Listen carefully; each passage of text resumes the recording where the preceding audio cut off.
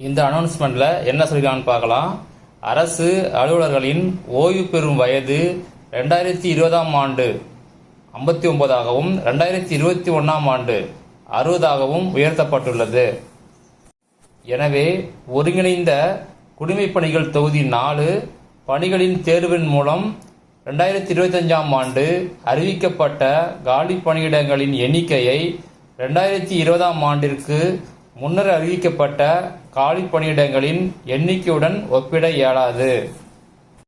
அதாவது டிஎன்பிசி இந்த அனௌன்ஸ்மெண்ட் என்ன சொல்ல வராங்க அப்படின்னா, 2025ல் இப்போ உள்ள வேக்கன்சியும் 2020க்கு முன்னாடி உள்ள வேக்கன்சியும் கம்பேர் பண்ண முடியாது அப்படின்னு சொல்றாங்க.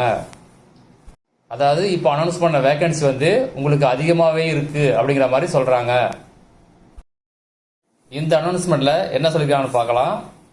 2018 முதல் 2025 வரை உள்ள 8 ஆண்டுகளில் முதலாக தேர்வுகளின் நலன் கருதி தொடர்ச்சியாக அடுத்தடுத்த ஆண்டுகளில் 2024 மற்றும் 2025 ஒருங்கிணைந்த குடிமைப் பணிகள் தேர்வு தொகுதி 4 பணிகளுக்கான அறிவிக்கை தேர்வாணையத்தால் வெளியிடப்பட்டுள்ளது.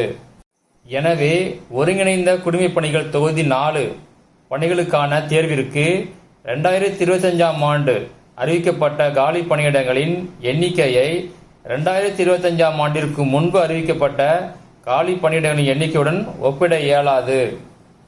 அதாவது டிஎன்பிஎஸ்சி என்ன சொல்றாங்க அப்படின்னா, 2018 இருந்து 2025 வரைக்கும் 8 வருஷமா அடுத்தடுத்த வருஷம் எந்த வருஷம் பண்ணிருக்காங்க அப்படின்னா 2024லயும் 25லயும் பண்ணிருக்காங்க. அதனால 25 வேகன்சியை அதுக்கு முன்னாடி உள்ள வேகன்சியோட நீங்க கம்பேர் பண்ண முடியாது அப்படின்னு சொல்லி டிக்ளேர் பண்ணிருக்காங்க. இந்த அனௌன்ஸ்மெண்ட்ல டிஎன்பிஎஸ்சி என்ன சொல்லிருக்கான்னு பார்க்கலாம். எக்ஸ் அதாவது ட்விட்டர் தளத்தில் ட்ரெண்டிங் செய்தால் தேர்வாணையம் காலி பணியிடங்களின் எண்ணிக்கையை அதிகரிக்கும் என சிலர் சமூக வலைதளங்களில் தவறான தகவல்களை பரப்பி வருகின்றனர். உண்மை என்ன? இது தவறான தகவல். தேர்வாணையம் தேர்வுகளின் நலன் கருதி ஒவ்வொரு அறிவிக்கையிலும் அறிவிக்கப்பட்ட காலி பணியிடங்களின் எண்ணிக்கையில் கலந்தாய்விற்கு முன்பு கூடுதல் காலி பணியிடங்களை சேர்த்து அறிவித்து வருகிறது. எக்ஸ் தளத்தில் ட்ரெண்டிங் செய்வதற்கும் காலி பணியிடங்கள் எண்ணிக்கை உயர்விற்கும் எந்த தொடர்பும் இல்லை.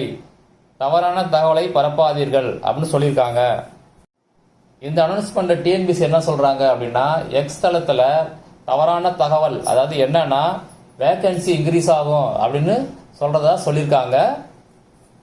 டிஎன்பிசி இன்னொரு விஷயம் சொல்லியிருக்காங்க.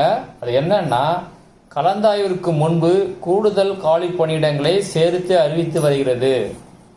இதுக்கு என்ன அர்த்தம் அப்படின்னா, கவுன்சிலிங் டே ஃபர்ஸ்ட் கவுன்சிலிங் டே என்னைக்கு வருதோ அதுக்கு நாள் வரைக்கும் வேகன்சி அவங்க கண்டிப்பா ரிவைஸ் பண்ணுவாங்க. ஒவ்வொரு வருஷமும் அப்படிதான் ரிவைஸ் பண்றாங்க. ஆனா எவ்வளவு ரைஸ் ஆகும் அப்படிங்கறத பத்தி தவறான தகவல் சொல்லக்கூடாது அப்படின்னு சொல்லியிருக்காங்க.